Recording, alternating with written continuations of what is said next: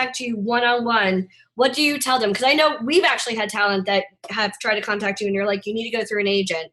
Is it more of a bait and switch type thing, or is it? I mean, the thing is, I never know when they contact me personally. I'm like, I can't get you a job unless it's like, I mean, if it's something I'm casting for and you're right for it, then yeah. But there's a negotiation that's been gone through. Like if I'm casting something right now, we're in there's a process that we're going through, and you just showing up on my LinkedIn and saying, hey, what about me? I don't know who you are. I don't know your work. I don't know how professional you are. I don't know anything about you. I don't know if you you have a history of being late on. You just can't contact somebody out of the blue and like, make me a star. It's like, now you might see somebody who's got an amazing face, an amazing picture. And you're like, okay, let's, maybe I can shop you around or send you somewhere. But most of the time I'm in the process of casting something, and there's all these avenues I have to take to get to it. And having someone just pop up on my Facebook saying, hey, if you need a model, I had somebody the other day, a guy just write, if you need a model, call me. I'm like, yeah, that's the way it works. I need a model. Like those are the people that come on my webinars, and then when I try to explain to them it doesn't work that way, then they argue.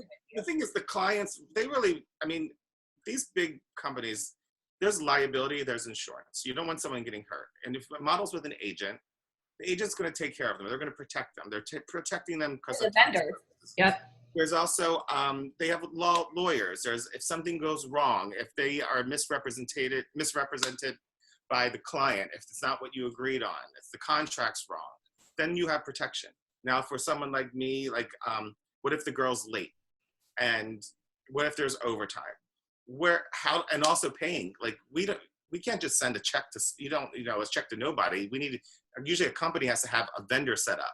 Yeah. They're going to pay somebody who has an LLC or an S Corp, so it's easier to send to an agency, because then your taxes getting taken care of, all your insurance, all the legals are covered, and it protects the client, it protects me, it protects the model. So when you deal with somebody, I've had a couple people, I've done runways where I found them online, and when they're late, there's nothing I can do about it.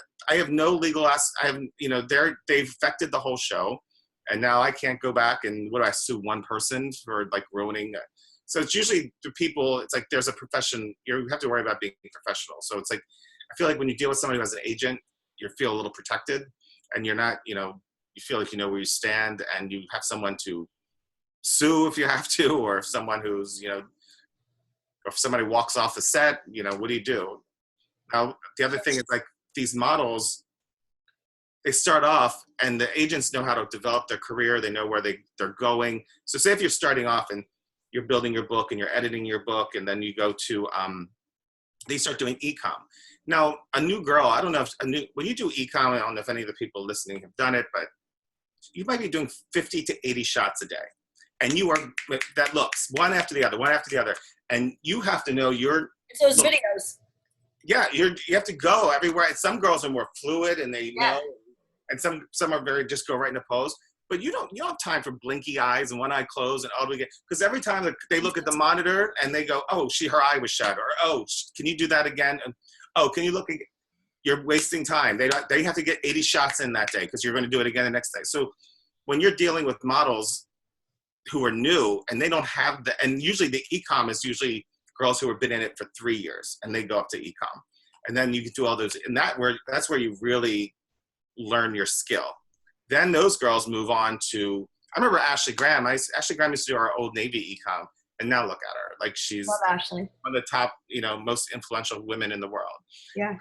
But she knows the business, she knows the language, she knows it in and out. But there's people, you have to pay your dues and learn. You just can't be, hi, I'm all my friends love me on Instagram and I want to be a campaign person. It doesn't happen. And that's another thing I was going to talk to you also with going through social media, especially now with, mental wellness. As you know, it was my high school that got shot up in that massacre, which breaks my heart. I can't even imagine with casting directors now, you don't know somebody's mental, liability even as far as getting people on set. And, is that scary for you now, like hiring strangers? Or you mentioned it because I never thought about that before. Now I have models coming in with AK-47s. But I mean, think about it. Like, for me, that photo shoot, not a photo shoot. Smile. But I mean, I would think that's also, a big thing, not just, the whole catfish scenario or models, oh, you should book me. I think that's the reason why networking is so important, or talent going through agents or managers, just to have somebody as a backup going, no, this person is real. This person really looks like this. This person is of sound mind. It's not like a menu where you get it, you're like, this isn't what I ordered, go back. But I think also mental capacity, like rejection is such a big part of this industry. And I think that models, Mike and I were just talking about this, we have models that come on and, go to our events and, the next day, oh, I can't do this. Wait, what? How? Like you just went one time and they haven't even been on set before and they hear no like one or two times and goodbye, good luck. It's like their whole dream is just, The thing like, is, most people don't get the job. The reason they get the job sometimes has nothing to do with them. And models and actors need to know that. Half the time it's not you. something out of your control. I've seen girls get jobs because somebody who was, say that we had 3 girls and one girl, she drops out, or something happens and the agent pulls her, the money's not right, the contract goes, she comes out. So then we have to fill in another girl, that slot. Now these 2 girls who already have the job, they don't look right. So now we have to pull this one out, get another one in. And then all of a sudden they say that a certain market goes, well, we need to make sure the hair is a certain way because we need to market it to the educational department in such and such Ohio. And they're like, all right, well, let's take her out and move this. Half the time you finally get your dream girls and it's like a puzzle. And then you start working out. And one of it has nothing to do with the model. Like, it's like, oh, she's great. But I feel sorry for it does happen because you want to see everybody and you want to make sure everybody's, when you do these big calls, you just don't have time. And I feel bad when you line them all up. Like I've had people up and they will pick the one they might be interested in and they dismiss them. So you might be sitting in the waiting room for an hour just to stand in front of a team and then they say thank you and then you leave. But that's just part of it. I mean, you have to have a thick skin. I mean, maybe because I was an actor and I was used to it, but the rejection is just part of it. It builds you up. You move on. Because here's the thing: the more jobs you go on, the more chance you have to get a job. If you go on 1 or 2 and you don't get it, that's life. I mean, these are girls who are doing it professionally. They're going on 8 or 9 calls a day.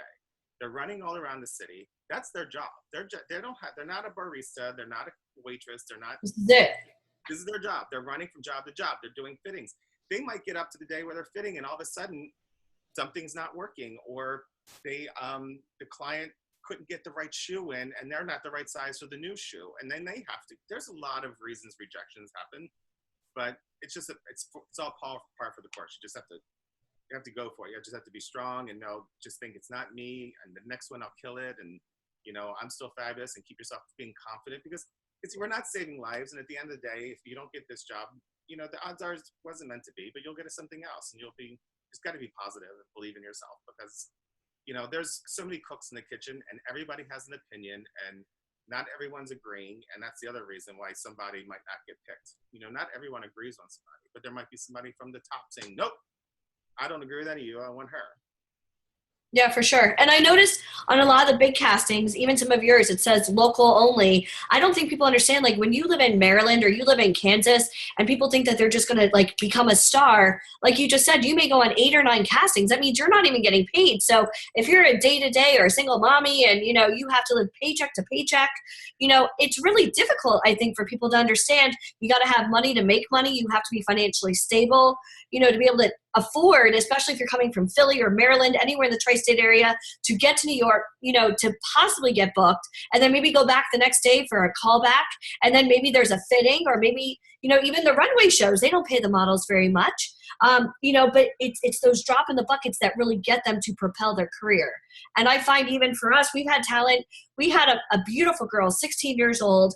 I think you might have met her at one of our events, 5'10", gorgeous. Her parents turned down a teen magazine. It was like a prom magazine because they thought she was better. And I was like, wait, this is her very first job. Are you kidding me? And I don't think people quite understand what really goes involved. It's not about you being a star. Again, the brands want you to, wear the clothes. The clothes are the star, or the makeup, not you per se. And I think when I was at Self Magazine, we had a thing called Up and Out, and it was like we interviewed small picture in the corner. We would pick a model or a celebrity or whatever, and we would talk about what's your favorite things when you get up in the morning and before you go out. It was a very little one pager. Yeah. People like Jennifer Aniston, Marissa Webb, Tory Burch, Jessica Alba. and I had one model she wanted 2 pages. She wanted her name to be bigger, and then she said no, and then she thought she deserved, like, first of all, this is the way the magazine is. The magazine allows 1 page for this. This is not about your ego. Everybody else in the world has done it, and it's got the little picture up top. Jennifer Aniston got her little picture up top, and you're nobody. Like, that's the other thing. Like, then all of a sudden people don't want to work with you. They're like, all right, this girl. Sense of entitlement. It is. Everybody starts chatting with each other, and then the word gets around. Don't work with her. And the sense of entitlement is exactly. It's weird. But the ones who have been around and stick around, they're better at it. They're stronger. I find out that sense of entitlement comes in from the younger ones, the ones who are green. They think they're better, like, because no one is. It's the internet. And Michael just chimed in going, it's the internet, because everything is me. Me, me, me. I want it now. And look at me, and I'm a star. And let's see how many likes I can get. And that's a big thing. Like, you've been to our networking events. We have so many talent that come on our calls, and they don't understand the importance of networking, and that you're never going to sit down with Jim Bensing. Guys, even getting Jim on this call, this is like 10 years of friendship and going back and forth on Facebook. We literally had to plan out the exact day and the exact time he could do this. He doesn't have time. This is like right now for him to even not be working to do this. Like, thank you. But, you know, like for us, I know how difficult it is to even get in front of you. And I know that we've had talent that have met you at our events and, you know, try to kind of go around, and I wish them the best of luck, but it usually doesn't work out in their favor. Why, you know, and we'll talk about the internet just one more time. You know, for the models sitting up on these websites that don't want to go through agents, they don't want to get photos done, they don't want to, you know, track to New York City or go to LA, you know, what is it that you feel are like some of the fallacies of getting into modeling or anything, especially with, you know, your acting and your, you know, Broadway and theater and all that?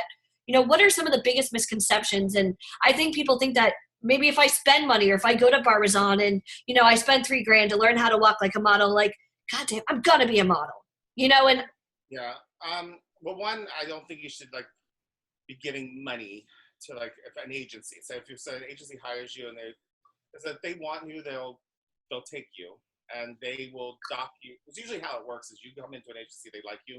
yeah, if you qualify, yeah. They get you test shots, they get your comp cards, they get your book. Now, all that stuff starts coming out of your first pay, because they're going to get you jobs, but they're not asking you for money up front. That money comes out of the work they get you. Back end money. So when models come on my webinars, I'm not paying for anything. Everybody says, if you want me, you'll do it for free. There is no free. It's like Shark Tank. A company may invest in you only if you qualify. Like, I'm 5'4", size 8, size 10. I don't qualify for an agency, but yet because I have a pulse, I feel like I deserve it. You know what I mean? Because I heard that if somebody wants me, everything should be paid for. You know what I mean? And that's what I deal with on a day-to-day basis. Everything's like, I've had some models who would only want first class travel. Now, some, like a magazine, unless it's a huge, like, unless it's Madonna or somebody or Beyonce, we're not sending somebody first class. But they feel like they deserve it because they're in your ad. Now, the thing is, you're also getting a big paycheck, and right. You are getting put up in a hotel, and you are going to be taken care of, and you are being flown there. But the thing is, it's a collaborative aspect. It's a collaborative world. Everybody's in this together. Like, I need the agent needs me. I need the model agent needs the model needs the agent, the model needs me. Now, the photographer needs all of us, the photographer needs his agent. And it just goes on and on. We all need each other. And then when we get to the shoot, it's a collaborative aspect. Like, there are the boards, there's the people who, there's the creative directors, the team that have worked endless hours photoshopping how this is going to be.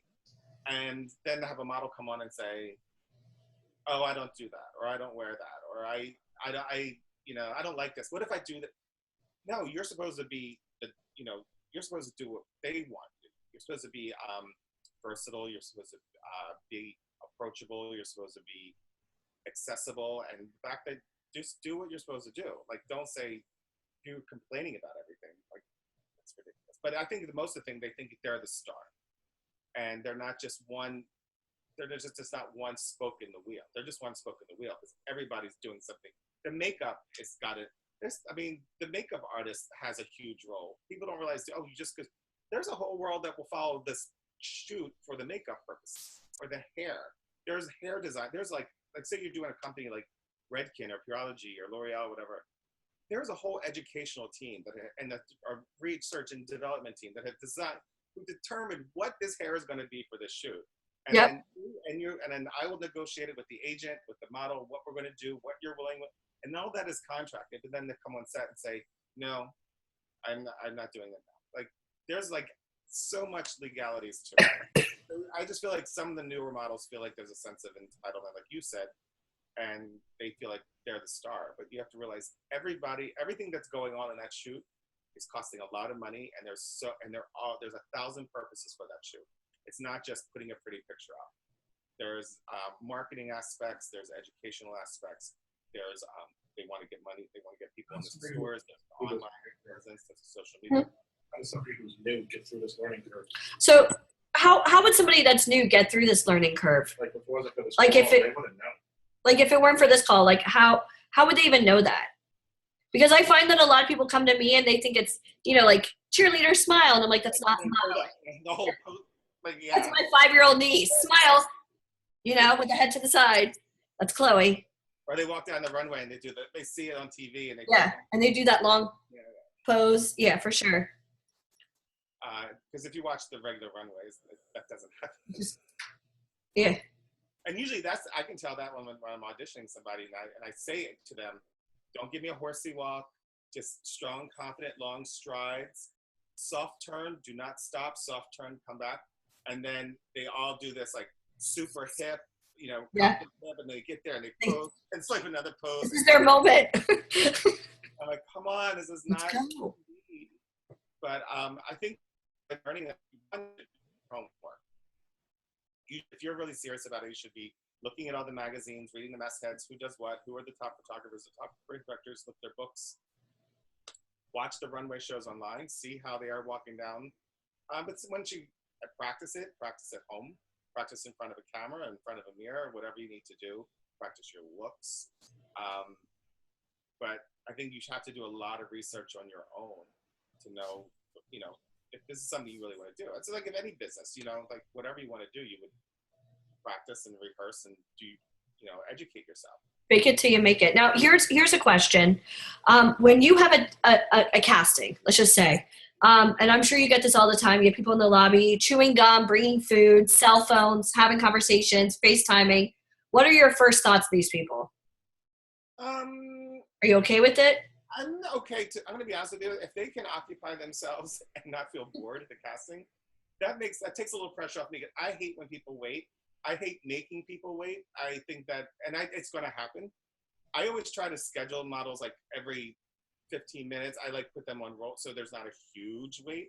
I don't like to do an open call. Even if the client wants one, I will break it down so the wait's not much. But if the model's waiting, I can understand she's going to be a little bored. I don't think you need to be, if you're not in the room, the casting room with the videos rolling and fine, do whatever you want. I don't care. Just be respectful. Make sure you clean up after yourself. Make sure you don't leave empty cups. You're not leaving, but don't coming in and saying, I don't have my book or it's on my phone or something like that. Like you're going to sit there and have all this stuff, this armor to help you get through this waiting, and you're come in and not be prepared for casting. That I'm going to go with this. But so let's talk about being prepared. So when you walk into a casting and there's you, is it customary to walk up and shake your hand or no? Like what? I mean, or introduce yourself. I think it depends on the person. But as soon as you walk in, you're making an impression. So I think you got to walk in strong, nice smile. What should they be wearing? Makeup, nails? Makeup should be very fresh face, minimal to no makeup. I mean, I can see if you want to put a little eyeliner, a little, just to give yourself some color. But when they come in with too much makeup, it's usually a definite no. Big eyelashes are a no. Yeah, just try to. I mean, because we're going to want to see you fresh faced.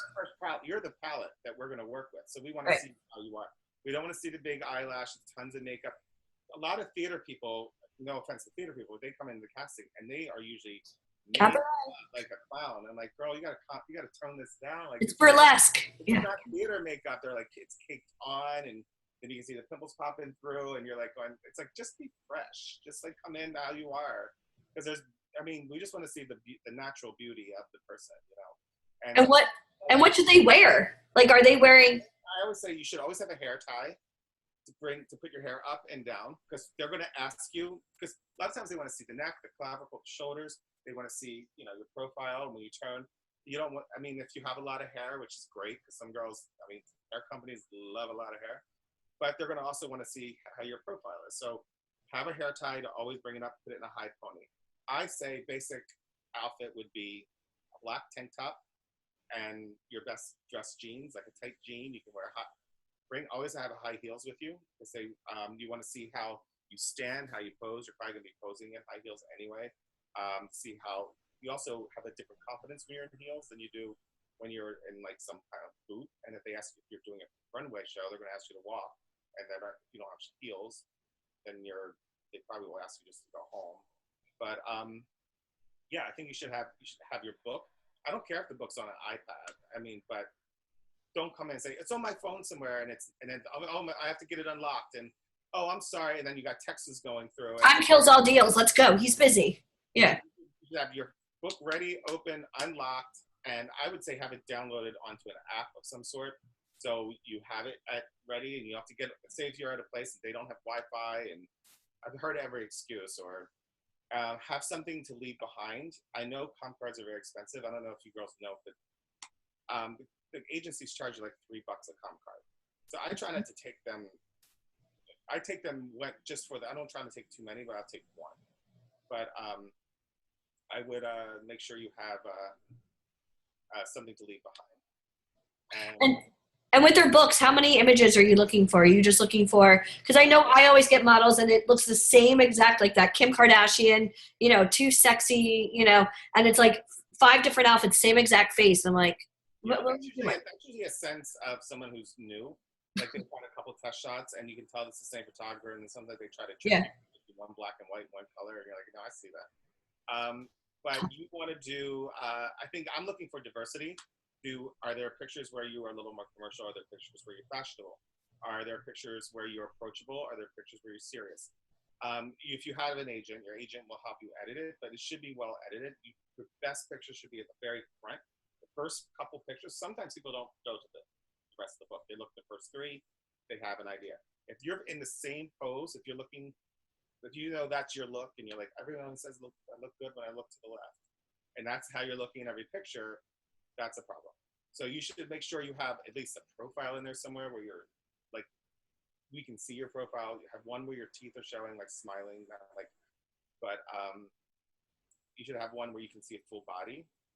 And whether that's just, it could be a fashion picture, it could be, but you want to mix it up. You want to give information. Basically, you want your book to show, I'm diverse, I'm versatile, I can do all these type of looks.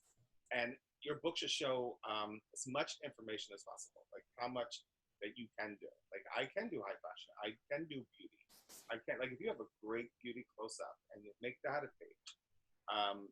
But I would want to see enough in there. I would also be careful of putting things like, if you're new and you have to, like I said before about bad photography, and it's like the lighting is like super harsh, or you're over made up and you just feel like it's not you, and I wouldn't put it in. But and it doesn't have to be everything you've done. It can be like 10 pictures. It doesn't have to be the catalog you did when you were 16. Like we want something that's current. We don't care. No one cares about what you did a couple years ago, because you've changed. You've grown up. You're now, your body has changed. So let's keep information that's current, because we're not going to be looking for what you look like when you were 5 years ago. Now, you're primarily based in New York City, but again, you work with some really large clients. What if somebody lives in Texas? Do you suggest, if they want to get into modeling, relocating, or do you suggest, Well, Texas, there's Dragonfly, so you can check out them, and then they have connections that they place people with someone in New York. There's a lot of local agencies that will place you, or at least help you shop around. And I do try to send out to some of those people. The problem is it's the day to day. People don't realize that it's like the castings are not just once in a blue moon. They're every day. Like I was saying before, these girls are going on 9-10 castings a day. If you want to get the job, you have to go all the time. You have to make sure the same casting directors are seeing your face. You have to make sure you're at the, whether or not the there's fashion parties, and like you need to be in the mix. The more people see you, the more you become friendly and recognizable. And I know there's people I bring them in for castings, and they haven't gotten cast for like 2 years. And they've been there like, some are like, I'm not going down there when it's casting, but I'm calling you in because I want you to be there, and I want you to. I think you should do it. And then all of a sudden, there's one guy I caught him for 2 years straight. Huge, huge campaign for me. He was like, all these years I've been coming, I finally got picked. I was like, I know, but I believed in him, but this is a matter of the right team who was going to agree with me, you know? Yeah. But, the thing is, you have to be around. Like a lot of times clients don't have budgets to fly people. And like Banana Republic and Old Navy and all that, they're based in San Francisco. But we do the castings in New York. The reasons we do the castings in New York is because this is where we can see the most people. And we know that they're always here. We can get them in for fittings. We can get them in for callbacks. If we want to use them again, we can get them accessible. You know, we want that regular relationship. Now, if they're living in the middle, you know, then it's like, oh, what's her school schedule? Oh, she's in Ohio and she can only come in on Mondays and Fridays. Oh, she can only work weekend. Then it becomes like, well, she's too much to deal with. But if you're here, it makes it easier. Plus, a lot of times clients don't want to fly if we're shooting in New York. They don't want to fly people. They don't want to pay for the flights. Like sometimes, like we're not picking people until 2 days before the shoot. We have all these people on hold, and because it's getting closer to the shoot, the prices of flights are higher. Hotels are going to be more difficult to get. So then all of a sudden, you're paying $3,000 extra for this person just to get her there, when you didn't have to if she lived in New York. So there's those aspects too. But I think the main thing is like being seen on a regular basis, like making the rounds, seeing the same people, having them know your name. Because the more they see you, the more they start knowing your name. They start throwing around your name. Like someone will come to me and they say, "Oh, I'm doing this." For example, Chopped. A friend of mine, Beth, she casts for that, and she's like, "I need a model who can cook." I just happen to be talking to a model because at a casting who cooks. I'm like, oh, let's put her on, like suggest people, you know? Yeah. She's like, she's in New York? Yeah, she's in New York. Like that type thing. So there's a lot of that. People suggest people all the time, but if they're like, where she live? Is she in New York? Is she local? So I think being local is where it is. I mean, I hate saying that, but I mean, if you're going to make that, I moved to New York for a reason. I moved to New York because I needed to be here too. So if you want to be there, I'm not saying New York's the only place. There's also other fabulous cities to live in where it happens. Paris, London, LA, and Miami's got a scene, and Toronto has a scene, and Chicago has a scene. But I think for the people really trying to do this, it's almost like commuting back and forth to, you know, a university. You're not getting the full flavor. And, you know, when we have talent that go on one casting, they're like, I didn't get it. And then they're like mopey, just, you know, I can't do this. Wait, you went on one. And I think when we discuss rejection, I think going on 8 or 9 castings a day is healthy because, you know, you're one of a billion trying to get into this industry and you're going to hear no, but every day is a scratch off lottery ticket. You don't know. Every time you go to a casting, you're learning more. You're honing your craft. Yep. You're getting better at auditioning. You're getting better at conversation. You're getting better at being more confident. You're getting better at, because a lot of times they put you in front of the camera. And you're meeting more people. You're meeting more people. You're hearing buzz. You're meeting other models. You're learning, oh, I shouldn't do this. I should do this. Oh, that person's taking advantage of me. Watch out. That photographer is very handsy. Like all that stuff you hear in, you know, the castings. But also when you come in castings, they put you in front of the camera. What we do is we do digitals like front, side, profile, but then we also do a small photo shoot with each girl at the casting where we see them move. Give me your 5 best looks, give me your e-com looks, give me your high fashion looks. Can you do, like, they'll throw out names. Can we see your e-com look again, Jim? Because I didn't quite. I keep forgetting them on camera. But no, it was like high fashion. You know, it was sometimes they want broken doll and like they wanted more, you know, Broken doll. And then e-com, it's just, you know, it's more commercial, it's fast.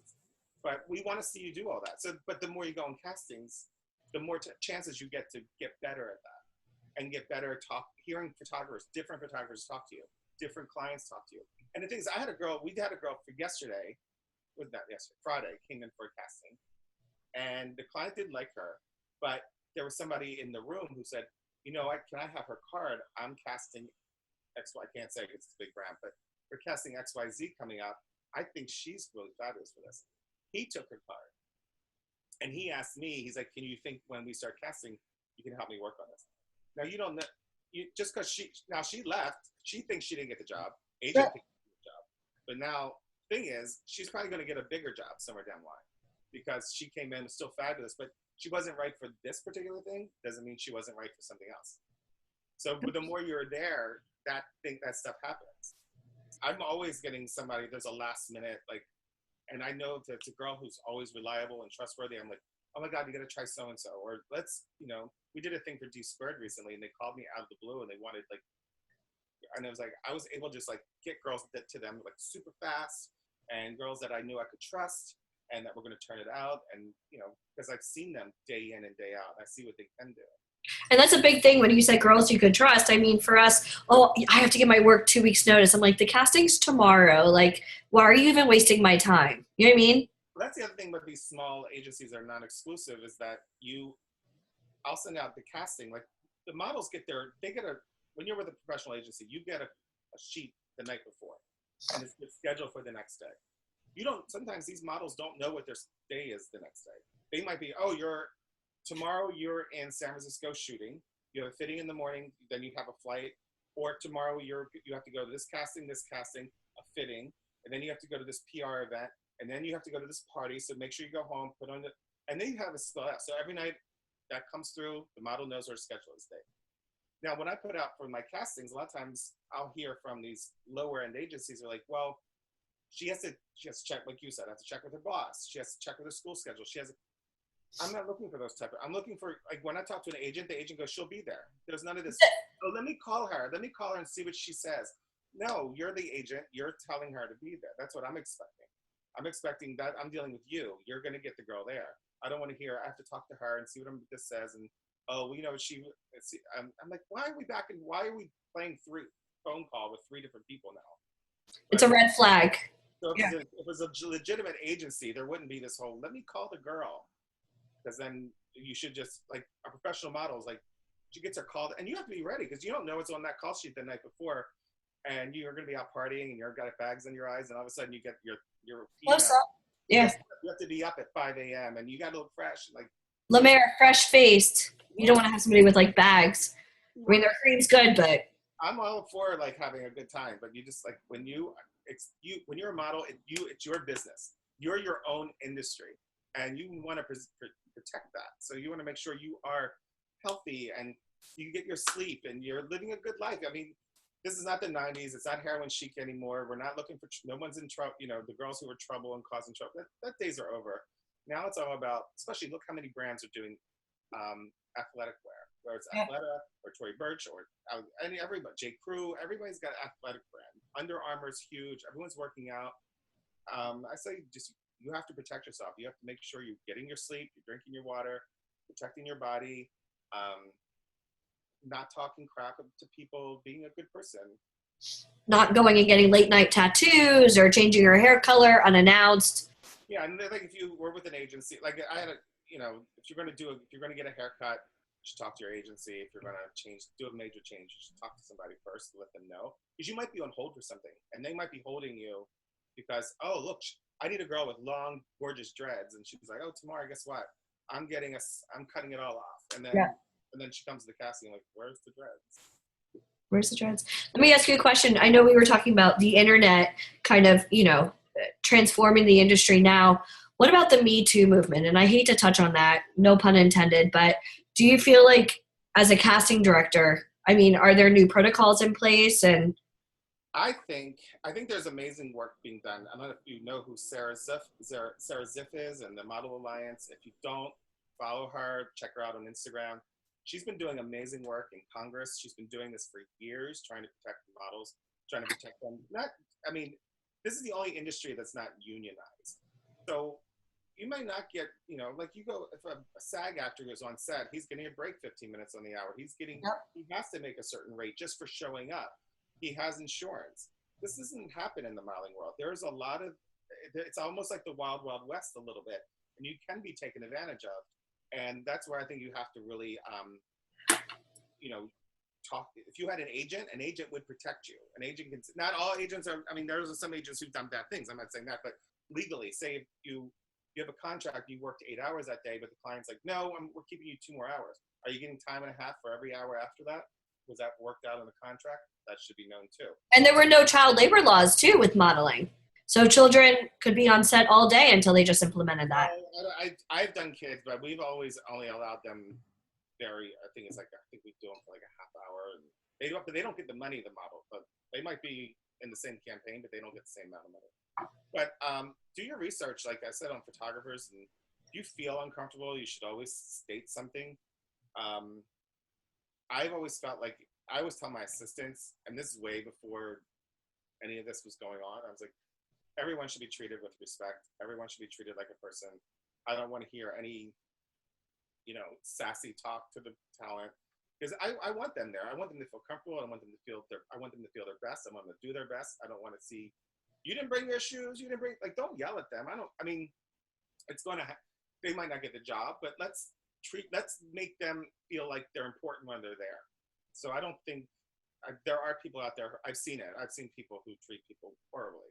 And I know that there are people who take advantage of it or try to peek in during a fitting or, that stuff. Photographers getting too handsy. I'm going to make you a star. And I find a lot, and, I've been doing this now for almost 11 years, a lot of photographers who I no longer work with, I think they try to kind of go against the agent, right? And try to, heighten up the talent.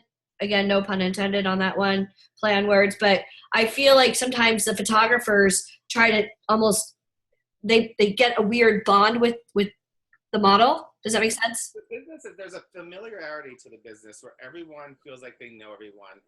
And there is a lot of flirting. And it does go both ways. Models flirt with casting Of people, course, yeah. photographers, and everybody's trying to get something.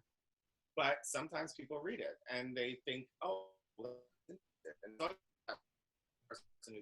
and if you have, and these girls are very young when they start. Some of these girls are like 16. They're doing stuff. They're in an adult world. Even when you're 18 and you're legal, you're still living in an adult world where adult things are going. There's alcohol and there's people who are like, maybe the 18-year-old is not drinking, but there might be people around her who are drinking, and there's got to be some protection. So I feel like there is a sense of familiarity with these people. We are in a business where we are selling. People have to use sexuality to sell things. Like you might, you'll see an ad and it's a perfume ad and just walk, and you're all day long and you're some girls in something skimpy walking to the camera doing, because that's what the ad is, right? But what job does that happen in? You don't go to the office tomorrow or, you don't see a Walmart greeter coming up to you. Hi, how are you? Like you would think. But which Walmart is that? That's my Walmart. But it's a very strange world because it's a world where people are getting undressed. It's really, really fast. And I think as long as you have to stay conscious, I always make sure the girls have a place to dress. Even when I get into casting, I'll come in, I'll start setting up dressing rooms so nothing is seen. And I try to make sure that, people are hidden and that people aren't making comments that, no one should have to feel that way. I think also with you being a performer, especially as starting as, early as 6, I think that really helped you be who you are because you are very nurturing. And, for somebody of your, every single time I read your bio, which I probably know better than you, I could rattle off everything you've ever done. And I was like, he's so good-hearted. And, I always see you with your family and you do get back and, you're a big part of the Broadway community. But I think you're so approachable, but I think you also, and it's not a facade by any means, but I think you are approachable because you are a strong businessman as well. And I think that's the reason why you're so respected in the industry and why you have continued success, because you're not going to take any crap. And, this is trained and true. Let me ask you a question. What are some things that just drive you crazy? Like with your career, with models or whatever, give me some low points of, what you have to deal with. I hate I hate lateness. And it's like, You're I'm on. in city, my subway's down right now, and if I can make it, if I have to walk, I always have to think way far ahead. Like, I hate when people are late. It drives me crazy because if I can make it, and I'm living in an area where the sub. If you're in Brooklyn, I know your L train's going down. I'm also in an area where the train's down right now. So, and if I can figure out a way to get there, you can too. So lateness drives me up the wall. There are, for me, sometimes I get clients who call and they want to do. I lost 3 jobs this week.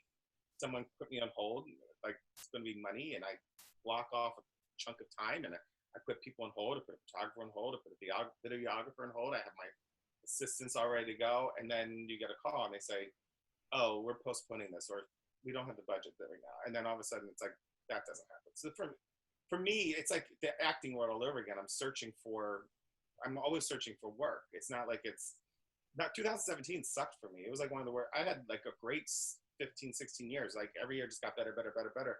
2017 was like, I remember reading that on your Facebook. You're like, this year sucked. See ya. personally, professionally, it was just like a horrible year. And in this industry also, a lot of these consumer brands are doing really poorly. They're in debt. No one's going to stores. People are shopping. No one's going to stores and shopping. Our Macy's just closed. That was my flagship for Christmas. Like, you love Macy's. There's a lot. It's really, really bad right now. I mean, if you go down 57th Street, go down Bleecker Street. I walked down Bleecker Street with a friend recently. We counted 17 closed stores.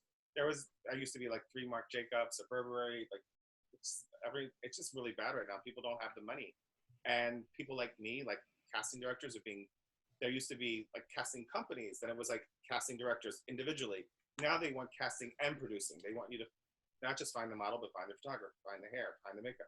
So I feel like right now I'm doing extra work for less money. And the models the same thing. Models are doing more time. Like it used to be, let's do 6 months for this campaign. Now they want like 2 years. It used to be just seasonal. Like some of the brands were 3 to 6 months. A hair company might want a year. Now they want 2 years. Now they want service dates. Now they want to make sure that you're ready to come back with 3 other things after this. And also with magazines going under, like Self magazine. That was my favorite. Every single time I got a Self, I was like, yes. That was such a great experience. Like I got very lucky. I was at L'Oreal 10 years. Actually, I'm going to be with my L'Oreal friends tomorrow, my old creative director, and I had a very good time at L'Oreal. I had 10 great years. Most of these people are all like still like my family. Then I thought lightning, because that doesn't happen in the business, like where you develop Stability, yeah. And then after L'Oreal, I went to Condé Nast, and I had another great experience where I worked with these amazing, strong, powerful women, and I was like the only guy. I was like one of the Anna Winter. Can I just say it again?